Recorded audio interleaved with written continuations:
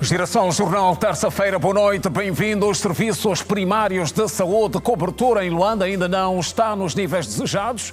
Especialistas enumeram desafios numa altura em que o país enfrenta um surto de cólera. Moeda nacional, depreciação continua a comprometer o poder de compra das famílias.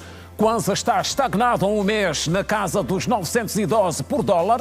Leite no mercado, o produto passou a custar mais caro para as famílias nos últimos meses.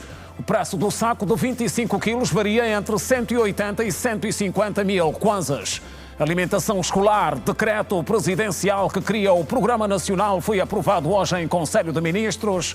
Petróleo Brent no mercado.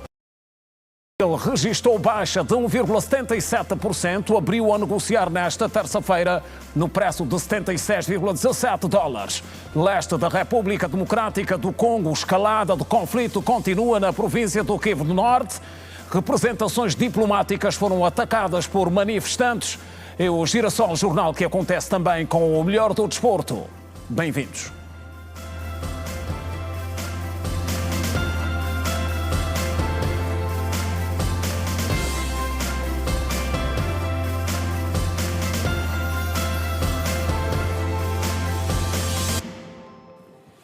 Outra vez, boa noite. A cobertura dos serviços de saúde em Luanda ainda não está nos níveis desejados, tal como acontece um pouco por todo o país.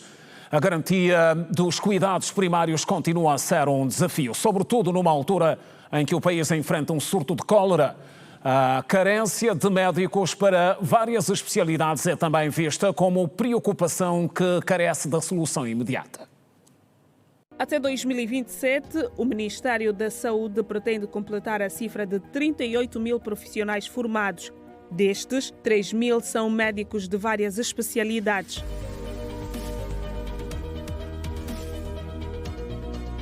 Santos Nilo está há 5 anos no Hospital dos Queimados.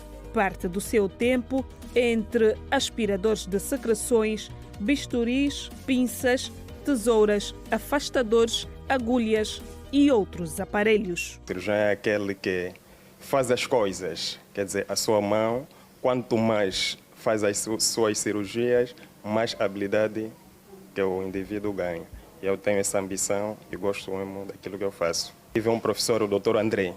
O Dr. André, eu vi as suas habilidades, então eu me motivou bastante. Eu comecei a frequentar o bloco operatório a partir do 3º ano da Faculdade de Medicina, isto é, na Universidade de Agostinho Neto. Ser um cirurgião plástico de excelência é a sua ambição. Tive curiosidade, porque eu vinha simplesmente as peças anatômicas nas maquetes e quando comecei a frequentar o bloco operatório, comecei a ver a anatomia, as peças ao vivo, então foi me apaixonando na área. Tendo em conta a nossa população precisa muito da área da cirurgia plástica e a outra coisa, quanto aqui no nosso país temos escassez dessa área, então quero me incorporar nessa equipa que são poucos para que todos em conjunto façamos uma melhor coisa para o melhor da nossa população.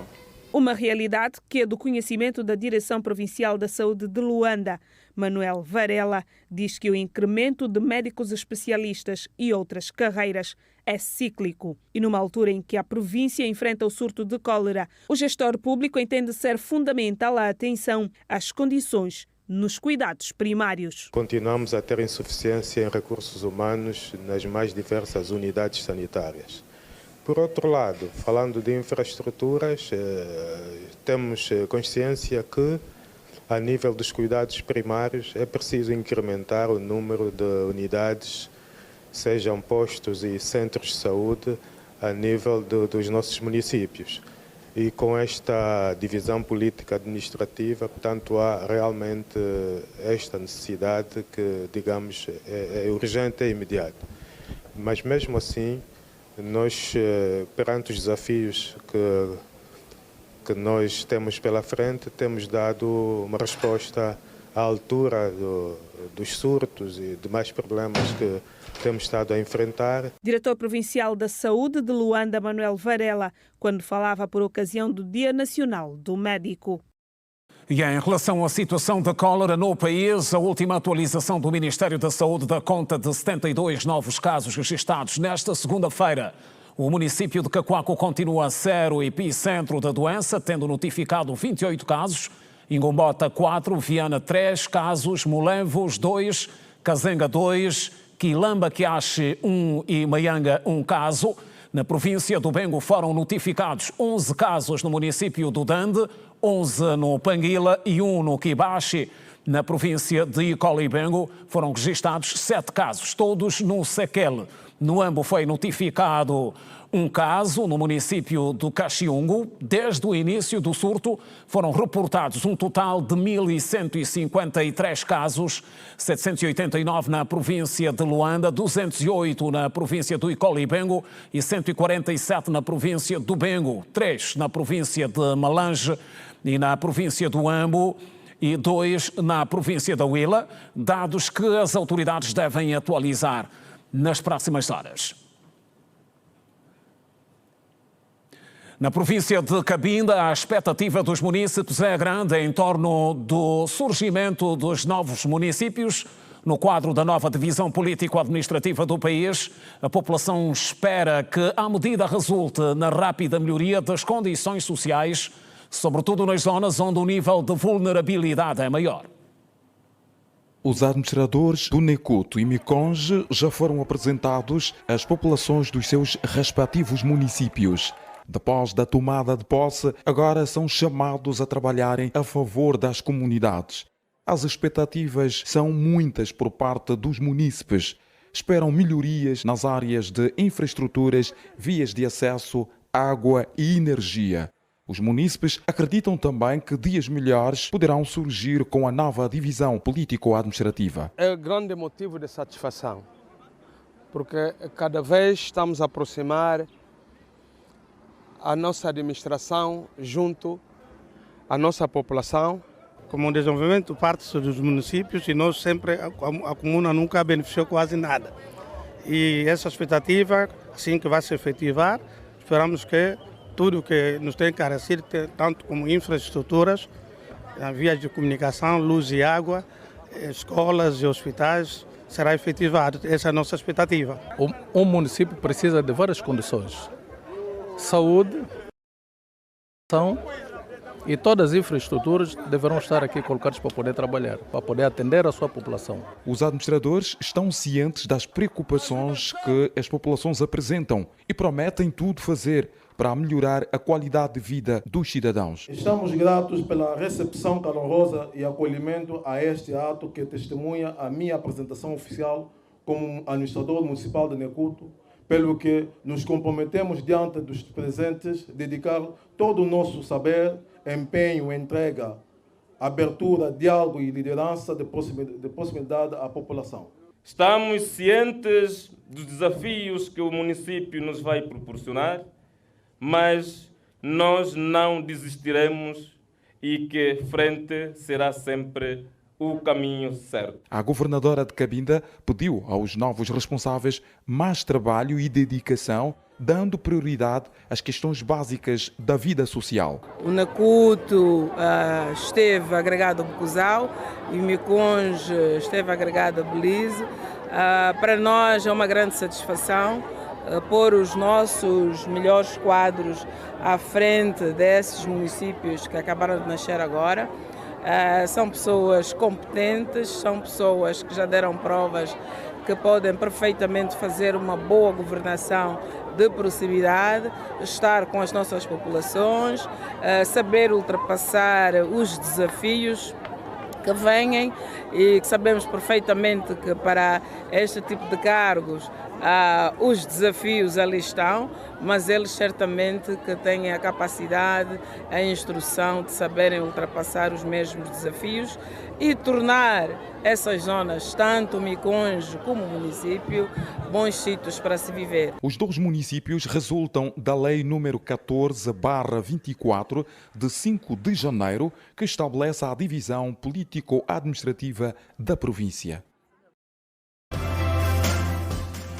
Leste da República Democrática do Congo. Situação em Goma, em destaque.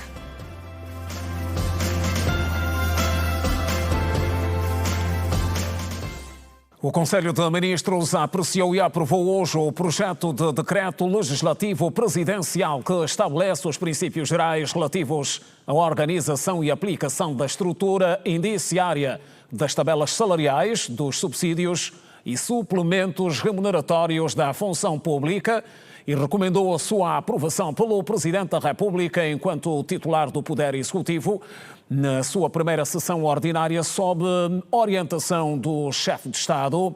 O Conselho de Ministros discutiu ainda documentos dos Ministérios da Saúde, Finanças e Educação. Na mesma ocasião, o Conselho de Ministros apreciou e recomendou a aprovação pelo titular do Poder Executivo do projeto de decreto presidencial que procede ao aumento dos vencimentos base de todos os grupos de pessoal da função pública, nomeadamente dos titulares de cargos da função executiva do Estado, dos órgãos de defesa e segurança, dos titulares de cargos de direção e chefia, pessoal técnico e não técnico dos regimes geral e especial, de acordo com o limite fixado no Orçamento Geral do Estado para o exercício econômico de 2025. O Executivo considera que este aumento dos vencimentos base na função pública poderá garantir a reposição do poder de compra dos funcionários públicos e agentes administrativos, sendo essencial para o reforço da sua dignidade e da garantia de melhoria contínua da qualidade dos serviços públicos prestados aos cidadãos. No domínio das finanças, o Conselho de Ministros apreciou, no âmbito da reforma estrutural do sistema tributário angolano, para a posterior remessa à Assembleia Nacional, a proposta de lei que aprova o Código Aduaneiro, diploma que emerge da necessidade de se regular diversas matérias relativas à atividade aduaneira, suprir as lacunas existentes, bem como introduzir regras de simplificação e aperfeiçoamento de alguns regimes aduaneiros e do processo de tributação aduaneira. No que se refere ao setor da saúde, sob orientação do Presidente da República, João Lourenço, o Conselho de Ministros apreciou um diploma que aprova o regulamento sobre o internato médico, cujos objetivos consistem em concretizar a nova visão do Executivo para o aumento significativo e qualitativo de médicos especialistas.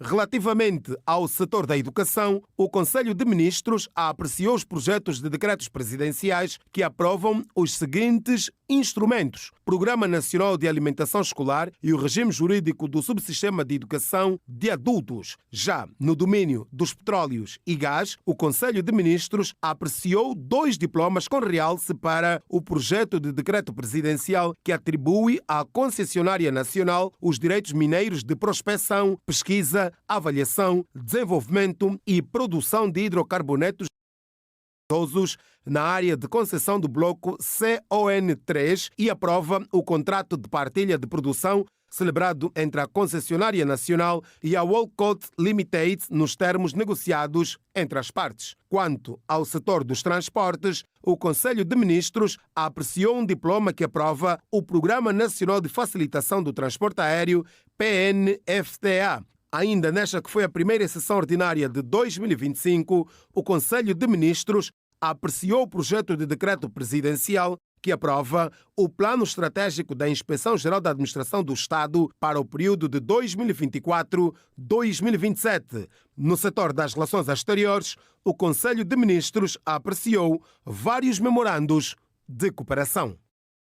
E como já referimos na reportagem, foi igualmente aprovado pelo Executivo o projeto de decreto presidencial que cria o Programa Nacional de Alimentação Escolar, um diploma que visa desempenhar um papel crucial de incentivo para a garantia de frequência e permanência dos alunos na escola. De acordo com a Ministra da Educação, com a proposta, o Executivo prevê que os produtores familiares sejam os principais fornecedores de alimentos para as escolas.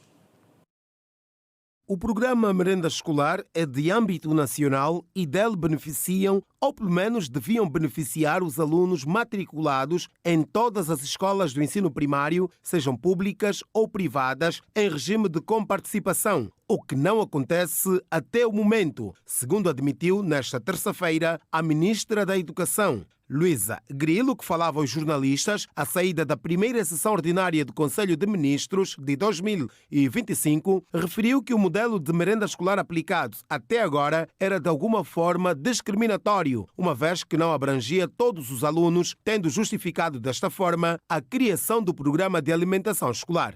O programa de merenda escolar não abrangia todas as crianças, nem todos os municípios. Era, portanto, um programa que acabava por discriminar a população escolar.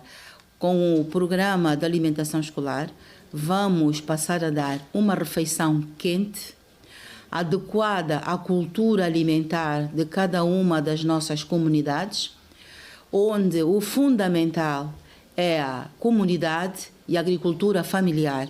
Potenciar a agricultura familiar para que elas possam ser os primeiros fornecedores da alimentação para a escola. O programa de alimentação escolar visa, dentre outros propósitos, trazer uma perspectiva de educação nutricional para os alunos do ensino primário. A ministra explica que a execução do programa será da responsabilidade das administrações municipais, mas existe também a possibilidade de as empresas públicas e privadas fazerem parte do projeto. Todos interessados em colaborar, sejam elas empresas privadas ou pessoas individualmente que queiram colaborar, possam efetivamente integrar os conselhos de alimentação escolar no seu município, na sua província e, quem sabe, aqui a nível nacional também, para fazermos a monitorização do impacto que este programa terá na vida das crianças.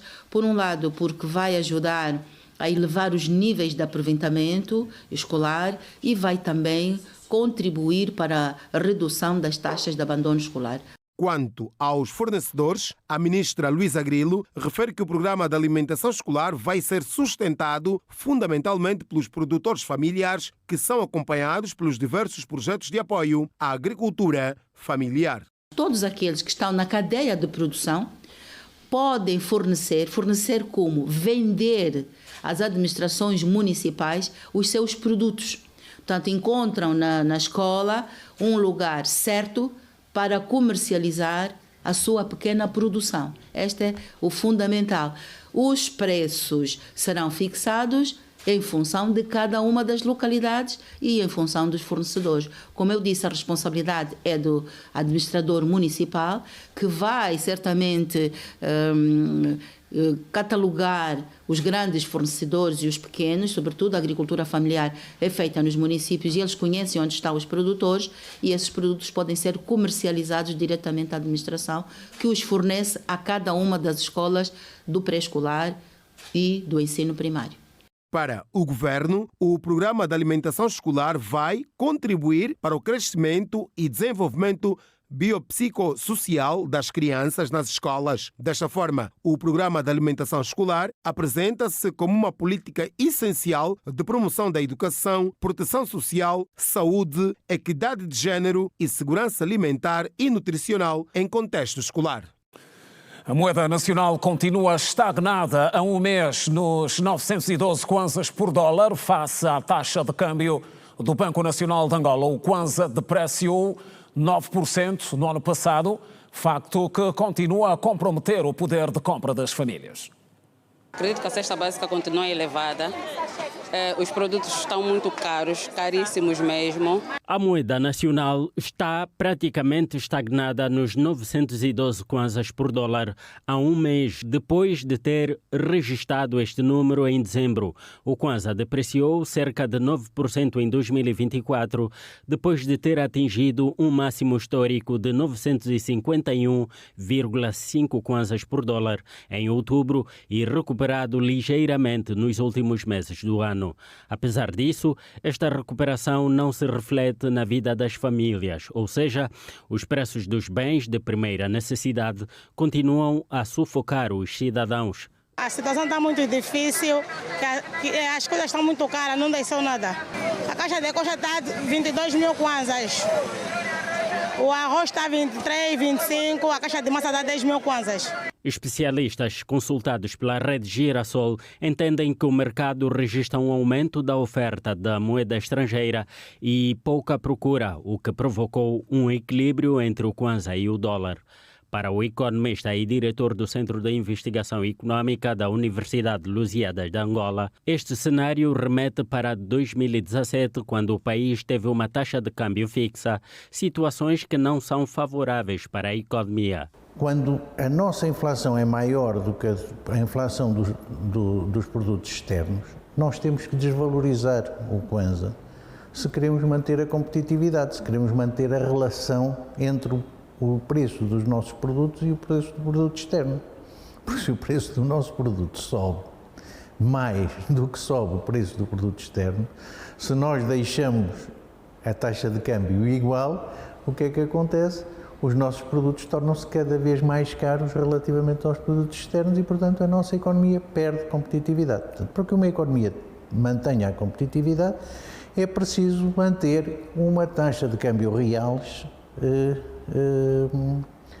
estável. A economia angolana ainda é muito dependente do petróleo e diamante, principais recursos de arrecadação de receitas. O especialista entende que há necessidade de estabilizar o fluxo da moeda externa, já que os preços dos recursos angolanos são determinados pelo mercado internacional. Nós não podemos ficar sujeitos a isto. E, portanto, para que não fiquemos sujeitos a isto e não tenhamos uma taxa de câmbio completamente desfasada da nossa competitividade e que ande constantemente a estragar a nossa competitividade, nós precisamos de estabilizar os fluxos de moeda externa disponíveis para o mercado cambial. Kwanza continua estagnado nos 912 kwanzas por dólar há um mês, face à taxa de câmbio do Banco Nacional de Angola. Ora, e o nosso boa noite a seguir é dirigido ao economista Mário Bernardo. Bem-vindo ao Girassol Jornal, Dr. Mário, para olharmos para este assunto pertinente, a questão da nossa moeda no mercado. Mantém-se o cenário de depreciação, tanto moeda estagnada a um mês, o ano está praticamente a começar.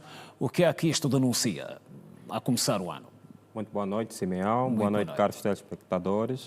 Vladimir Pereira. Pois é, Vladimir Pereira. Analista do mercado petrolífero. E nós ficamos pelo nosso próximo convidado, mas, Dr. Vladimir, bem-vindo. Vamos então olhar para esta questão, como já fiz referência, do preço, aliás, do valor da nossa moeda no mercado. Mantém-se o cenário da depreciação. O que é que isto, a princípio, a começar o ano, denuncia? Pronto, relativamente à depreciação da moeda nacional, pronto, é uma tendência que já vem se arrastando desde os últimos anos. Isso também tem muito a ver com aquilo que é a queda no fluxo das receitas petrolíferas, que até então tem sido, desde muito tempo, tem sido a principal fonte de entrada de divisas no nosso país. E que também é a fonte que alimenta as reservas internacionais. Então, para o início do ano, claro, é uma chatice na cabeça dos angolanos, porque de certa forma acabam vendo o seu poder de compra cada vez mais reduzido. E isso acaba agravando ainda mais aquilo que são as condições de vida dos angolanos. Há formas imediatas de inverter o quadro? Claramente, o próprio BNA já tem estado a trabalhar nesse sentido. No tipo de medidas. Sim. Ainda esta semana teve uma reunião do BNA, do Comitê de Política Monetária Internacional, Nacional, e avançou-se algumas medidas que concorrem, então, para a melhoria deste cenário. Mas, em princípio, o que se prevê mesmo que a moeda vai continuar a desvalorizar por conta de algumas variáveis macroeconômicas. Portanto, é um conjunto, ou seja, é um problema macro que nós temos que resolver. Mas... Doutor, estas medidas acha que têm sido as mais adequadas para o contexto, para esse tipo de contexto? Pronto, relativamente... Ou são as possíveis medidas? São as possíveis medidas, né? Porque nós temos uma economia que é fortemente dependente do petróleo e com uma economia fortemente atrelada ao petróleo, e depois nós temos decretos, né, que restringe a entrada de divisas para aqui para o nosso mercado. Então, são as medidas possíveis que o país tem e a coisa vai como está. Qual é o fator mais determinante nesta questão da variação do valor da moeda? Relativamente à questão da variação da moeda, tem a ver com a questão da disponibilidade de divisas no mercado e também a demanda por essas divisas. Nós temos uma economia, um modelo econômico que é muito assente na importação de bens e serviços. por moeda estrangeira. Isso faz então com que nós tenhamos uma alta demanda e nós temos pouca entrada de divisas no nosso país. Então isso cria um choque e temos essa realidade que nós temos. É caso hoje. para dizer que, por exemplo, há algumas variáveis que o Estado angolano deve mudar, deve alterar para claramente, equilibrar esta luta. eu estou muito focado no setor petrolífero, né? Praticamente é a minha área de atuação. E é a principal fonte de exatamente, divisas é a principal fonte de divisas para o nosso país. E uma das medidas que nós temos estado a martelar e a bater na tecla com o nosso executivo é relativamente ao decreto 212, que foi aprovado, que é um decreto sobre o regime cambial do setor. É um decreto que restringe a entrada de divisas no sistema nacional. E isso, então, o que tem estado a martelar com o nosso executivo é no sentido de poder revogar-se esse decreto e podermos, então, voltar aos pagamentos em dólar na indústria petrolífera, o que poderá aliviar esse problema que nós temos estado a viver, que é de uma escassez severa de divisas no nosso país. Exatamente. Dr. Mário, nós vamos falar de petróleo mais daqui a pouco, porque é um assunto que temos mais à frente, a olhar para o mercado. Há uma ligeira baixa registrada na negociação do Brent, produto de referência para o nosso país, vai ser mais daqui a pouco. Por enquanto, olhamos para esta informação que tem a ver com o leite, que passou a ser, nos últimos meses, o produto da cesta básica com um preço mais elevado no mercado.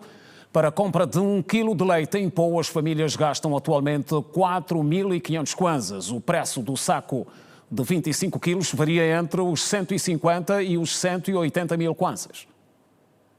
O leite é um alimento rico em proteínas, cálcio e magnésio, nutrientes que propiciam diversos benefícios à saúde, ajudando também na estruturação óssea e no ganho da massa muscular. Mas devido aos elevados preços no mercado, muitos angolanos perderam o poder de compra para agregar o leite à sua alimentação diária. Um saco de 25 kg de leite em pó custa em média 180 mil kwanzas, enquanto que a lata de 2 kg de leite gordo nacional está no valor de 25.500 kwanzas. 20 mil kwanzas é o valor que se paga pela lata de leite instantâneo.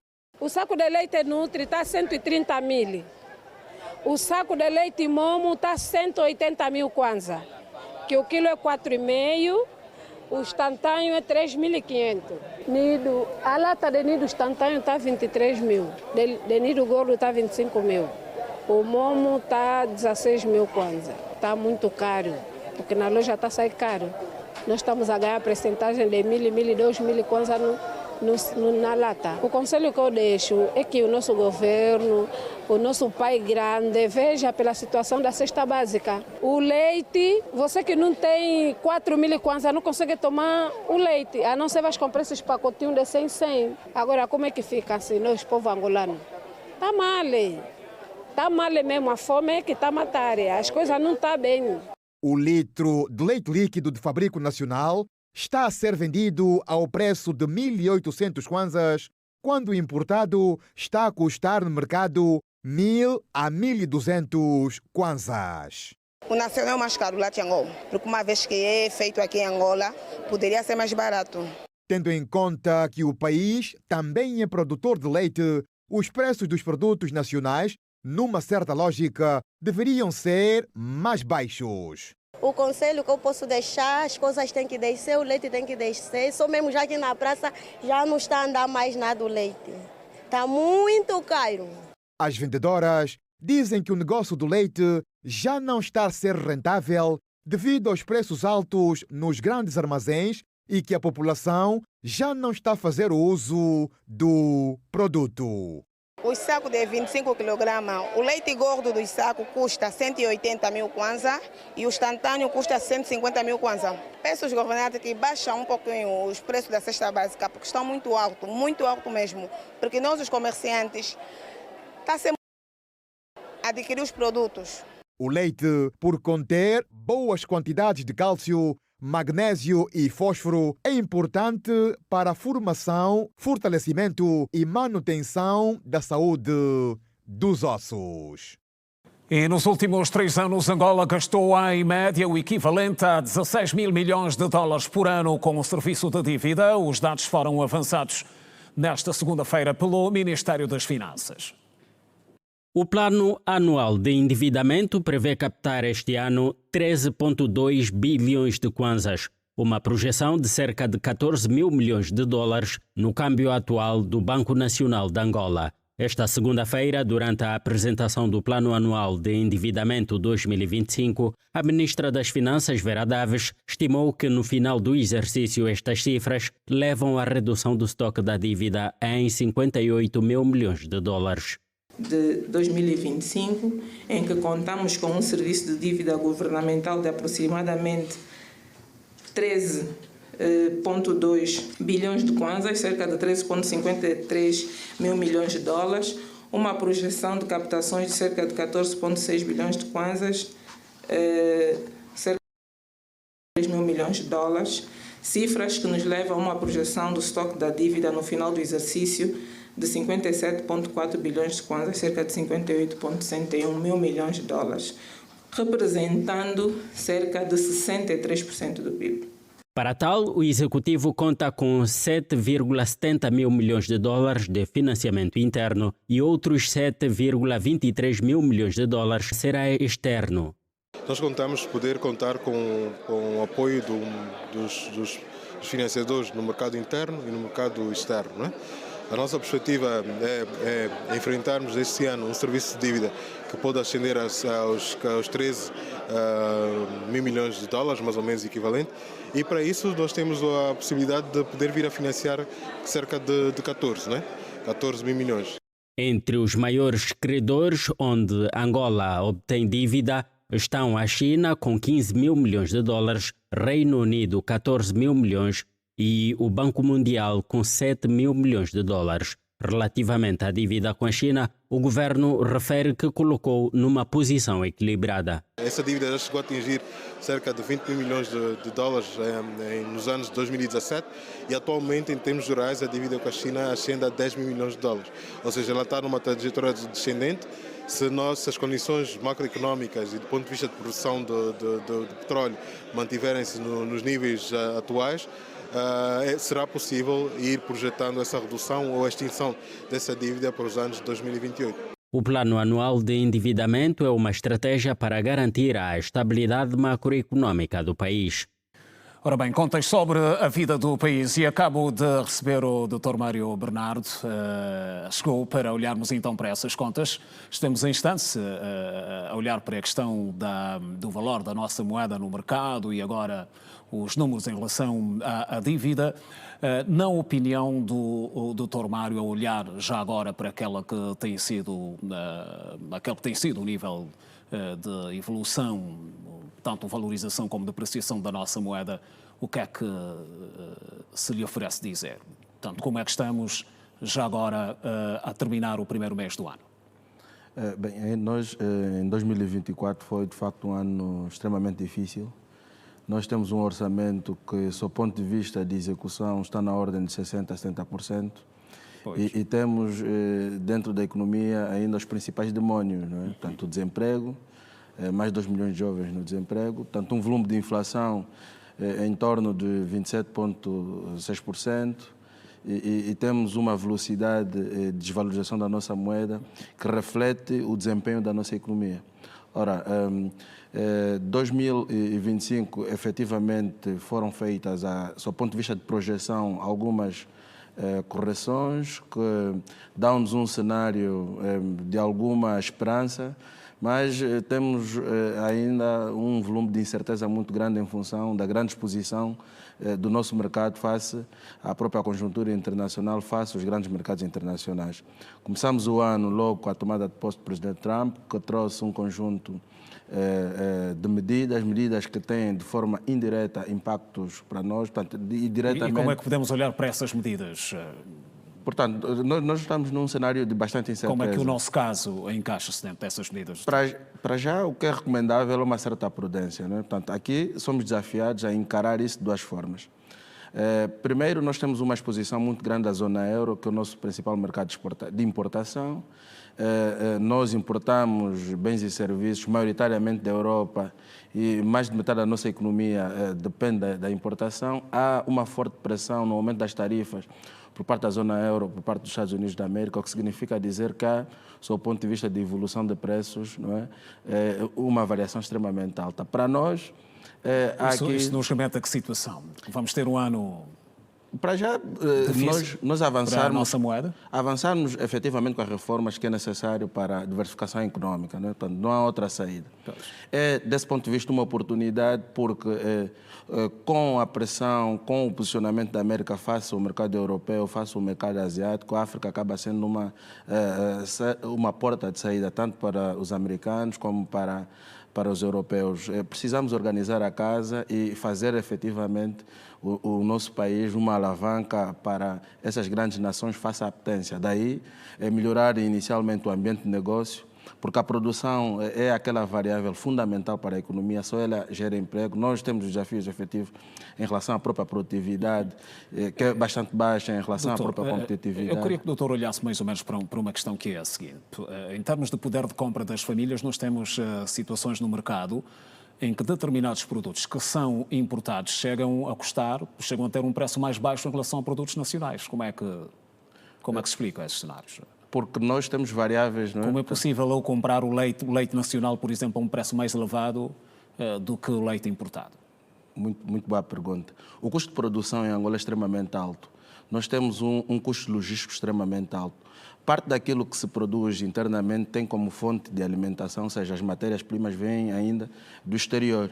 Apesar de termos condições objetivas para criar aqui essas matérias-primas, ainda importamos e muitas delas só refinamos. Portanto, as massas, os óleos, os leites que produzimos internamente, o grande preço sofre impacto em função dessa, por um lado, carga fiscal, por outro, desta matéria-prima que ainda é importada.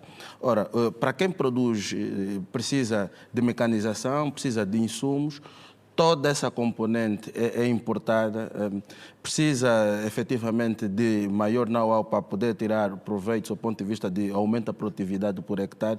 Isso tem impactado fora do próprio escoamento, porque não temos aqui uma cadeia de valor a montante ajustante para facilitar a produção nacional do ponto de vista de escoamento.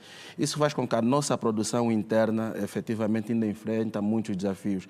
É mais caro hoje para quem produz vender do que quem importar e vender. Rapidamente, doutor, que medidas é que acha que seriam as mais adequadas nesta luta contra a depreciação da nossa moeda? Bom, é preciso assumirmos que temos um conjunto de soluções e um conjunto de potencialidades que permitem ao nosso país dar outra volta. Né? Só do ponto de vista agro, portanto, só do ponto de vista da pecuária, ou mesmo só do ponto de vista das pescas. O que queremos dizer? A diversificação econômica é a nossa saída. Precisamos de aumentar a produtividade, precisamos de olhar para o capital humano como sendo a fonte que vai alavancar efetivamente a esse aumento da produtividade, porque precisamos de produção, não há economia sem produção. Mais do que isso, precisamos de uma estratégia de financiamento para o agro que seja sustentável, que seja contínua. Só dessa forma, pensando o país, a máfia da importação e outras disrupções que ainda persistem dentro da nossa economia. Ainda temos tempo suficiente para aliviar a situação ao longo do ano? Ao longo Estamos do ano... a começar. Bom, nós temos... É possível acreditar que vai tudo amenizar, mas lá para frente. Temos situações positivas, não é? Há vontade, não é? Portanto, há um discurso político, não é? E há uma grande apetência daquilo que são as grandes potências internacionais para o nosso país em função das grandes oportunidades objetivas que existem. Isso faz-nos dizer que são elementos bastantes para que possamos dar passos significativos. A economia é uma ciência social. E não há mágicas para se resolver aqui os vários constrangimentos que nós ainda temos. Temos uma herança pesada e é preciso todos trabalharmos para efetivamente ultrapassar esse conjunto de constrangimentos e fazer então essa nação próspera. Não é? Exato, doutor Mário Bernardo. Agradecemos, obrigado por ter vindo ao Girassol Jornal e até uma próxima oportunidade. Continuação de bom trabalho. Estamos juntos. Boa noite. Ora bem, e como prometemos, olhamos agora para a principal matéria-prima do país, o petróleo, o Brent, que serve de referência para as exportações angolanas. Voltou a negociar em baixa nos mercados internacionais, com perdas de 1,77%. Em relação ao preço desta segunda-feira, o barril do produto está a ser comercializado hoje a 76,17 dólares, apenas 6 dólares acima do preço de referência previsto no Orçamento Geral do Estado 2025, que é de 70 dólares o barril. Após atingir marcos positivos na casa dos 80 dólares, o Brent, referência das exportações angolanas, voltou a cair na casa dos 70, segundo o site especializado Investing.com. A matéria-prima abriu esta terça-feira em bolsa, no valor de 76,17 dólares no mercado internacional. O preço revela a depreciação de 1,77 comparado à segunda-feira. O estudo indica que o preço será praticado pelos países que vão exportar e comercializar petróleo para entrega em março deste ano, no mercado internacional. Até dezembro do ano passado, as oscilações já indicavam o deslize, devido aos sinais evidentes de que o Médio Oriente não estaria num bom momento. A 15 de janeiro, o barril de Brent estava bem acima dos 80 dólares, até começar a cair de forma persistente, devido a problemas na Líbia. No dia 24, as vendas encerraram em 77,55 dólares por barril. Já na segunda-feira, a última sessão de vendas encerrou com um preço de 77,3 dólares o barril. Por outro lado, está também os Estados Unidos, agora mais acentuado com as medidas tomadas por Donald Trump e o agravante das condições climáticas que chegam a afetar a Europa Ocidental e os Estados Unidos da América, e ainda os dados da produção da China, que revelam dificuldades. O Orçamento Geral do Estado para o exercício econômico de 2025 tem como base o preço de 70 dólares o barril. Tem como base o preço de 70 dólares o barril e estima uma produção de 1.098.000 barris dia de petróleo. Ora, está de volta o engenheiro Vladimir Pereira. Engenheiro, olhar para o petróleo e para este sinal negativo de queda no preço, depois de alguns dias de comercialização em alta, o que é que podemos aqui comentar? Estamos quase no limite do previsto no Orçamento Geral do Estado de 2025. Certo. Mais uma vez, obrigado pelo convite. E dizer que, relativamente aos preços do barril do petróleo, até 15 de janeiro os preços estavam em cerca de 80 dólares o barril, mas agora... Começamos bem um ano. Começamos bem um ano, mas os preços declinaram de forma galopante. Isso em consequência de alguns fatores, né? Tem as questões climáticas nos Estados Unidos e na Europa, que têm reduzido a demanda por petróleo, e tem também agora as novas políticas do governo Trump, que subiu agora, está com políticas muito rígidas e que tem, de certa forma, então, minado aquilo que é o potencial de demanda na indústria. Tem também a China, que recentemente publicou os dados da sua atividade do setor industrial, que registrou uma baixa. Tudo isso, então, tem culminado nesse cenário negativo de preços. Mas, claro, olhando aqui para o cenário nacional, dizer que isso é um alerta, porque nós colocamos no OGE de 2025 o preço médio do barril do petróleo em torno de 70 dólares o barril, e nós vemos agora o preço caiu para 72, 71 dólares o barril, muito próximo daquilo que está estipulado no... Está a 76. 76. Portanto, não deixa de ser um alerta. Mas, entretanto, o que se prevê em função daquilo que o mercado mostra, há probabilidades do preço cair ainda mais? Bem, para este ano há uma expectativa Podemos alta. Falar abaixo dos 70 dólares, por exemplo. Não, para este ano há uma expectativa, né, de excesso de oferta no mercado. E é aconselhável, nós colocamos o preço do barril do petróleo no OGE em torno de 70 dólares. O aconselhável seria mantê-lo nos 75 dólares o barril. Porque hoje nós temos... Sim. Temos mercado para isso. Porque nós estamos num cenário global em que nós temos agora o presidente Trump, que está com uma política muito forte de protecionismo. Ele quer aumentar a produção de petróleo dos Estados Unidos e, com isso, então, poderá fazer um impacto negativo sobre os preços poderão cair. Então, vamos ter para esse ano um preço na faixa dos 70 dólares o barril. Então, mesmo no limite daquilo que é o preço estipulado no Orçamento Geral do Estado. Então, tem que se pensar noutras políticas para compensar eventualmente esta... Não é?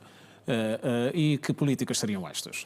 Pronto, aqui também avançar que nós, no ano passado, nós tivemos um bom desempenho da indústria petrolífera. Nós tivemos o preço do barril de petróleo em torno de $80 o barril e também tivemos um aumento de produção, ou seja, produzimos cerca de 1.124.000 barris de petróleo por dia. Tudo isso combinado foi suficiente, então, para poder garantir ao executivo angolano um excedente nas contas fiscais de mais ou menos 5 mil milhões de dólares. E referir, então, que para este ano, e dizer que, apesar desse bom desempenho da indústria petrolífera no ano passado, nós continuamos a pecar em dois aspectos. Continuamos a pecar na questão do nosso modelo econômico. Nós temos um modelo econômico muito assente no petróleo, então aqui nós precisamos olhar para a questão da diversificação econômica, precisamos nos desprender do petróleo e passar a olhar e investir em outros setores-chave da economia. E nós temos também um outro aspecto que nós precisamos investir, que é na questão do conteúdo local. Nós precisamos ter uma economia com angolanos e para angolanos, sem desprimor daquilo que é a participação estratégica importantíssima daquilo que são as empresas estrangeiras, né, e os investimentos diretos estrangeiros. Engenheiro Vladimir Pereira, vamos agradecer por estes ricos contributos. Momento de análise no Girassol Jornal. Contamos tê-lo numa próxima oportunidade. Obrigado. Por mais motivo de conversa. Obrigado e continuação de bom trabalho. Obrigado. Ora bem, e nós fazemos aqui o nosso primeiro intervalo, que é curto, voltamos a seguir. Não perca no próximo bloco mais novidades. Estamos a informar. Até já. Já de volta outra vez, boa noite. Angola não possui até o momento uma regulamentação específica para controlar o uso de inteligência artificial. O facto preocupa especialistas que alertam para a vulnerabilidade dos dados dos cidadãos diante do avanço acelerado dessas tecnologias. O assunto foi motivo de análise hoje aqui em Luanda. A utilização crescente de aplicações robotizadas no dia a dia da população, desde assistentes virtuais a sistemas de reconhecimento facial, expõe informações sensíveis das pessoas, o que preocupa especialistas, dado o facto de o país não possuir até o momento uma regulamentação específica sobre o uso da inteligência artificial. Não tem nenhuma legislação específica a regular a inteligência artificial. Se eu pegar na legislação angolana e procurar, por exemplo, uma definição legal de inteligência artificial, também não temos. Portanto, podemos começar por trabalhar uma definição, podemos viver sem a definição. Agora, temos que começar a ver que regular ou começar a regular é um bom ponto de partida.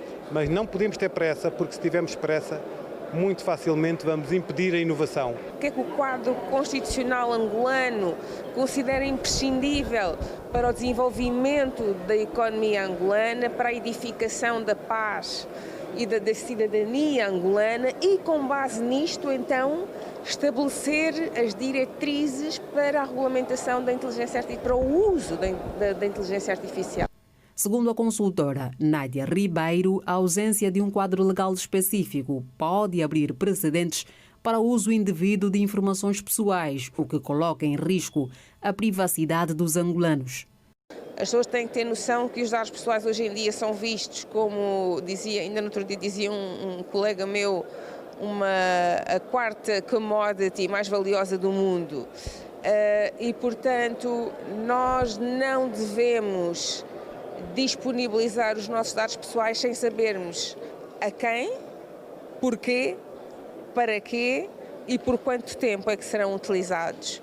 Isto é essencial. Apesar dos desafios, esses especialistas reconhecem que a inteligência artificial também apresenta vantagens. Nádia Ribeiro enfatiza, no entanto, a necessidade da criação de uma legislação que se adeque à realidade da Angola. É preciso adaptar às especificidades nacionais, é preciso considerar os desafios da realidade africana, não é?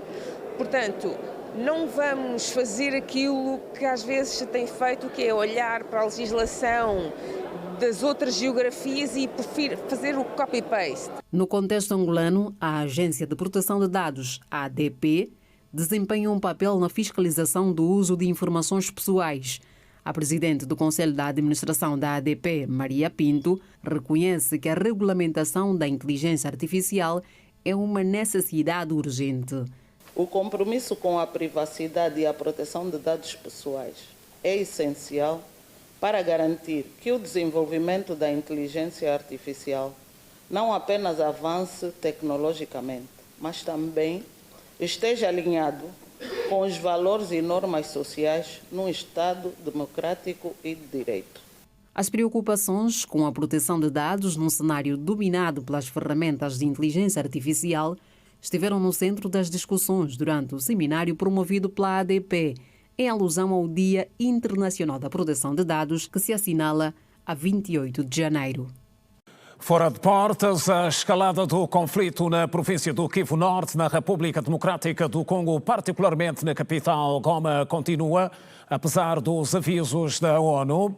Entretanto, em Kinshasa, capital da RDC, 5 representações diplomáticas sofreram ataques protagonizados por manifestantes.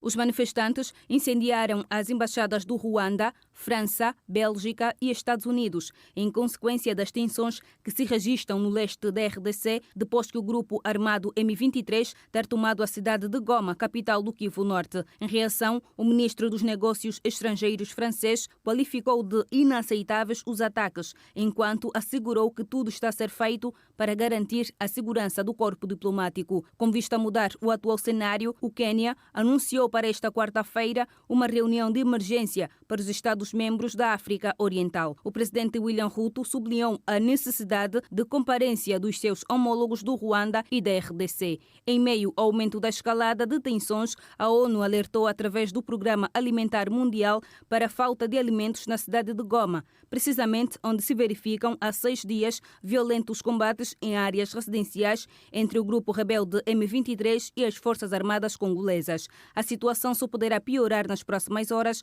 com o encerramento do aeroporto de Goma e o bloqueio das principais vias de acesso, afirmou a porta-voz do PAM, Sheila Itakral, a partir de Kinshasa. Estima-se que pelo menos 1 em cada 4 pessoas em Goma corre o risco iminente de morrer de fome se a situação não for desbloqueada. A RDC acusa o Ruanda de apoiar o grupo armado M23 e por isso mesmo o governo de Kinshasa anunciou o corte das relações com Kigali com o fecho da sua embaixada na capital ruandesa. O acesso ao cobalto, o coltão e as 17 terras raras fundamentais para a indústria 2.0 são apontadas por alguns peritos internacionais como base desta incursão do Ruanda à República Democrática do Congo.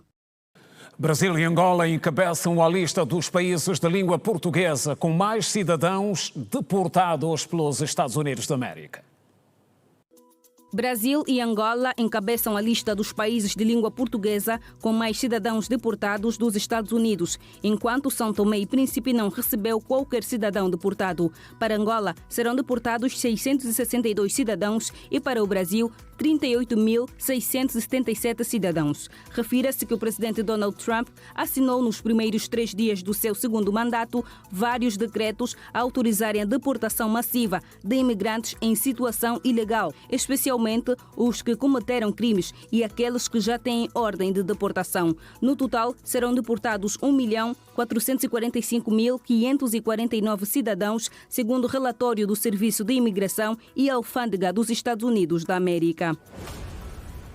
A Jordânia iniciou nesta terça-feira um transporte aéreo de 8 dias de ajuda humanitária, médica e alimentar para a faixa de Gaza, devastada por 15 meses de guerra, anunciaram as autoridades de Amã. Trata-se das primeiras entregas humanitárias jordanas à faixa de Gaza desde a entrada em vigor de um acordo de cessar-fogo em 19 de janeiro, que permitiu a entrega de mais ajuda ao território palestiniano. A ponte aérea coincide com o regresso de centenas de milhares de pessoas no norte da faixa de Gaza e tem por objetivo aliviar o seu sofrimento. O país também enviou mais de 5.500 caminhões de ajuda humanitária para Gaza por via terrestre, de acordo com a organização beneficente Acmita da Jordânia. De volta ao país, a primeira aeronave modelo Boeing 7879 a ser entregue em Luanda será apresentada pela TAG Linhas Aéreas de Angola no dia 30 deste mês, no aeroporto Dr. António Agostinho Neto. De acordo com uma nota da TAG, a apresentação da aeronave enquadra-se no Plano Estratégico 2024-2029 e no Programa de Expansão e Modernização da Frota. O evento vai contar ainda com a presença de distintas entidades, representações diplomáticas, organizações do subsetor dos transportes, agências, clientes da Corporate e demais parceiros da Transportadora Aérea Nacional, refere o comunicado. Turismo nacional. Serviços nos caminhos de ferro de Benguela. Em destaque.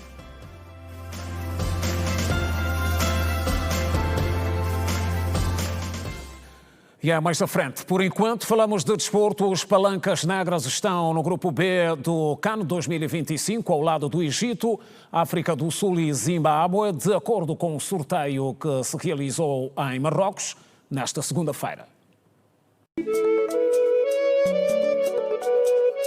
A Confederação Africana de Futebol realizou o sorteio do CAN 2025, agendado para 21 de dezembro deste ano a 18 de janeiro de 2026 em Marrocos, numa cerimônia repleta de estrelas no Teatro Nacional Mohamed V em Rabat, capital do Reino de Marrocos, dando às 24 seleções qualificadas o caminho para o troféu. O senegalês Aliou Cissé, o internacional ivoiriense Sergio Aurier, a lenda marroquina Mustafa Hadji e o ex-capitão da Nigéria Joseph Yobo foram escolhidos para o sorteio da maior prova futebolística do continente africano a nível de seleções.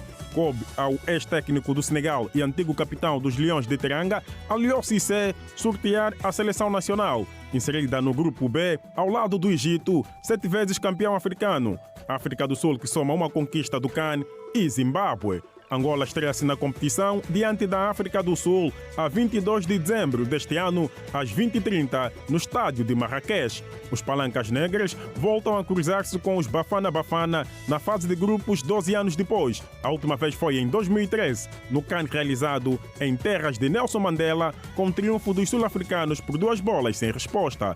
O segundo jogo do combinado nacional será contra o Zimbábue a 26 de dezembro, no estádio de Marrakech, às 20h30. Os Palancas Negras encerram a fase de grupos a 29 de dezembro, diante do Egito, no estádio de Adrar, em Agadir. Eis as constituições dos grupos do CAN 2025. No grupo A, Marrocos, Mali, Zâmbia e Ilhas Comores. No grupo B, Egito, África do Sul, Angola e Zimbábue. No grupo C, Nigéria, Tunísia, Uganda e Tanzânia. No grupo D, Senegal, República Democrática do Congo, Benin e Botsuana. No grupo E, Argélia, Burkina Faso, Guiné Equatorial e Sudão. E no grupo F, Côte d'Ivoire, Camarões, Gabão e Moçambique. Marrocos vai medir forças com as Ilhas Comores no jogo inaugural do CAN 2025, no dia 21 de dezembro, no estádio Moulay Abdallah, em Rabat, num dos 9 estádios selecionados para a competição. A Côte d'Ivoire é a atual campeã em título. O Egito, com 7 troféus conquistados, é quem comanda a lista dos vencedores dos CAN. E falamos de basquetebol a seguir. As comandadas de Paulo Macedo continuam a preparar a primeira janela da FIBA de qualificação ao Afrobasket de Côte d'Ivoire, a decorrer aqui em Luanda. Com a missão de vencerem os 2 jogos que terão neste primeiro zonal de apuramento ao maior palco do basquetebol feminino africano, é que a seleção nacional continua de forma intensa a trabalhar para melhorar em todos os aspectos. O pavilhão multiusos de Luanda foi o palco de mais um dia de trabalho em que defrontaram e venceram a equipa cadete do 1º de agosto por 76-47. A treinadora adjunta do combinado nacional, Jaquelina Francisco, sublinhou que o duelo contra os meninos do 1º de agosto serviu para tirar ilações sobre os pontos que precisam serem melhorados. Pensamos que em relação à defesa precisamos de melhorar, principalmente na recuperação defensiva.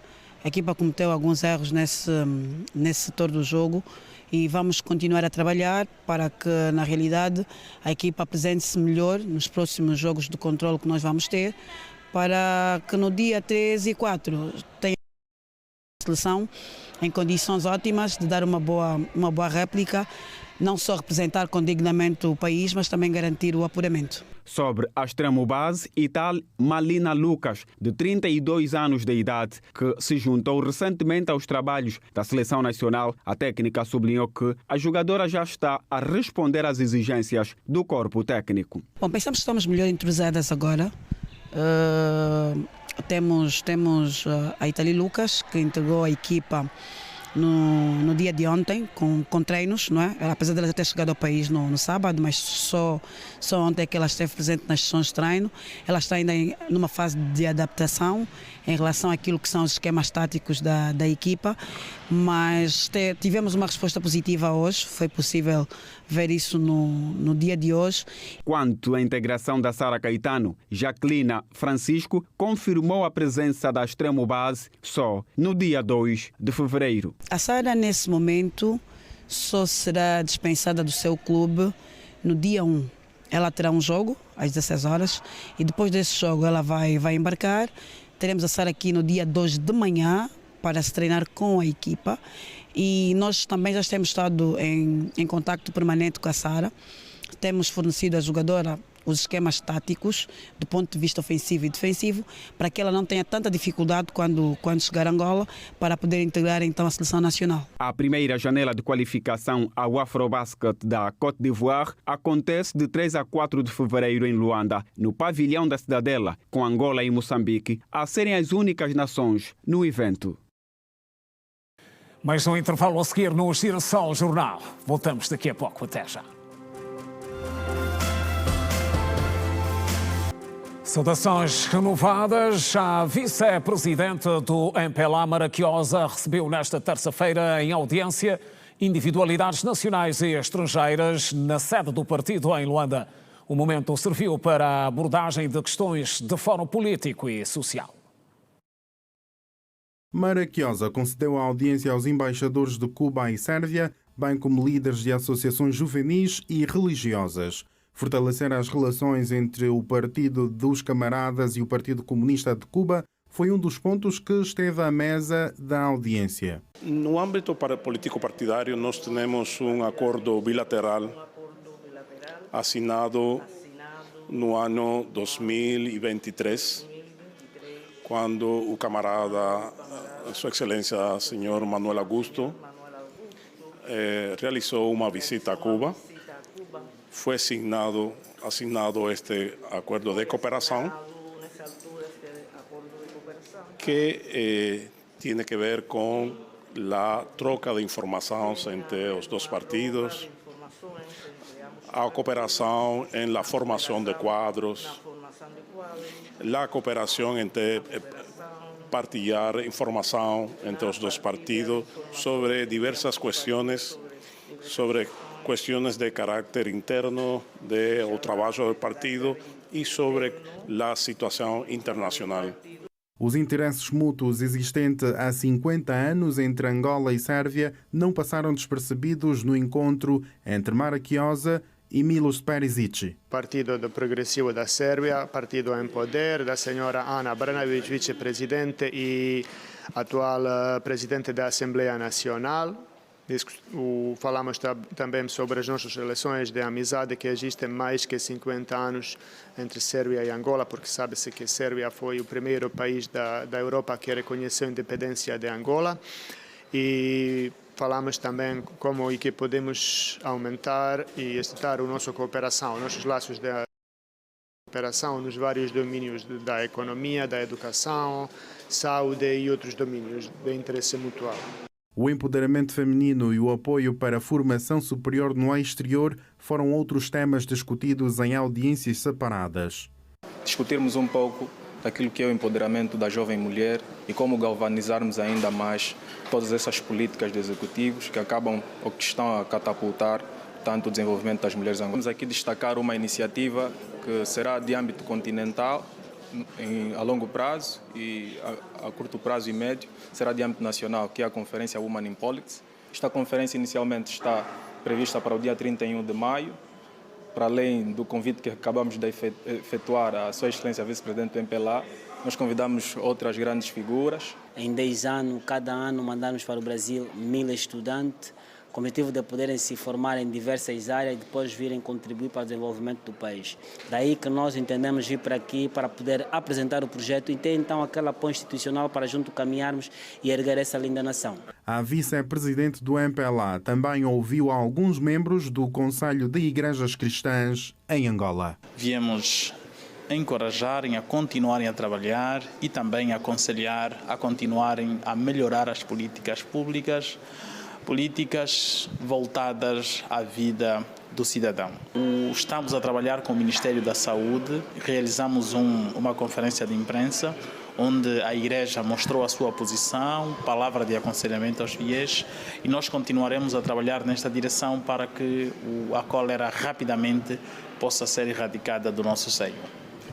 Os passageiros que aderiram aos serviços do comboio expresso que partiu do Lobito e segue em direção à província do Mochico mostram-se satisfeitos e elogiam as condições criadas pelos caminhos de ferro de Benguela em termos de qualidade.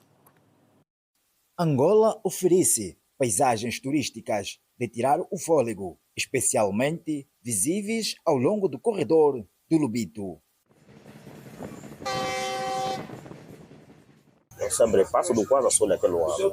E quando eu passei essa via, graças a Deus, a paisagem mesmo, gostei. E pronto, até se fosse também no leste, com essa paisagem, com essas montanhas, seria benéfico para nós. Vai ser uma viagem boa, magnífica, espetacular. Dizer que é a minha primeira vez viajar de comboio e vai ser uma experiência boa, sem motivos de queixa. Além de proporcionar uma viagem tranquila, o CCB oferece uma viagem incomparável aos passageiros. A viagem está a correr bem. É a primeira vez que eu subi do comboio, mas havia o comboio de atrás que é engarrafamento. Agora estou a ver que o comboio de hoje está mesmo tranquila, porque estamos mesmo bem, não tem nenhum problema, estamos à vontade. Já para os demais passageiros, apelam à conservação do bem público. Porque nós devemos cuidar do que é nosso para nós conseguir outra coisa. Se nós pedrejando, estragando esse comboio, o dinheiro que dá para fazer outra coisa vai ser a mesma coisa que já temos. É muito feio. Quem faz isso é melhor deixar de serviço. Isso não é bom.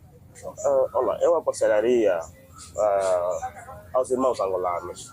Na verdade, quando o governo mete um meio de transporte público, é para nós todos. Imaginemos lá que estamos aqui confortáveis. E quando evangelizam, é prejuízo para o governo e para nós também. Para Alfredo Nguli, a satisfação é imensa. Durante a viagem, ele teve a oportunidade de descansar, almoçar e apreciar a natureza ao longo do percurso. O corredor do Lobito é mais uma porta que se abre ao setor empresarial no âmbito de catapultar e transmitir todo o incentivo de produtos e serviços nesse corredor. Aqui particularizar o caminho de ferro de Benguela. Praticamente é um comboio muito bem estruturado, temos camarotes são carruagens que têm cama, portanto o conforto é positivo e essa brisa natural que vamos proporcionando paragem por paragem, estação por estação, queremos pedir à juventude que devemos cuidar desse bem público para que também venha transmitir e trazer outras valências no que concerne ao setor empresarial. O melhor do turismo nacional e mais de 9 mil turistas entre nacionais e estrangeiros visitaram a província da Huila no ano passado. O número, segundo as autoridades locais, representa um aumento de mais de 2 mil visitantes em relação a 2023. A região lidera a lista dos destinos turísticos mais procurados a nível nacional. Mais de 9 mil turistas, entre nacionais e estrangeiros, visitaram a província da Huila em 2024. De acordo com o diretor interino do turismo, Yuri Monteiro, os números são satisfatórios. O responsável adiantou que, comparativamente a 2023, o aumento foi de mais de 2 mil turistas. Total de 9.917 turistas que estiveram na província da Huila, concretamente no município do Lubango, e desfazendo este número, estamos a falar de um total de 7.325 angolanos que fazem o turismo interno, e se olharmos para os estrangeiros estamos a falar de um total de 2.592 estrangeiros. Dados que cresceram de 2023 para 2024 2024, num total de 2.729, significa que tivemos um crescimento vertiginoso. Dos cerca de 3.000 estrangeiros que visitaram a província em 2024, são cidadãos maioritariamente de Portugal, França, Brasil e África do Sul. Do número que acabei de frisar dos turistas estrangeiros, vamos dizer com pormenoridade daqueles que vêm de Portugal, os que vêm da África do Sul, da França, do Brasil, maioritariamente este. Os turistas nacionais estrangeiros que visitam a província da Huila buscam pelos seus encantos. A Praça da Sé, a Fenda da Tundavala, o Cristo Rei e também a Serra da Leba. São alguns dos encantos mais visitados por turistas nacionais e estrangeiros. Temos ali o mirador da Serra da Leba, que faz todo sentido visitar por ser uma imponente obra que divide as duas províncias, a Huila e também do Namibe. Vamos falar de uma das 7 maravilhas do nosso país, neste caso a Tundavala. Olhamos no caso o Cristo Rei, que também é um monumento histórico e turístico que se mais visita. Temos também a Cascata da Huila, que também é visitado. Tudo dito por hoje no Girassol Jornal. Voltamos amanhã à mesma hora, 19h45. Boa noite. Passe bem.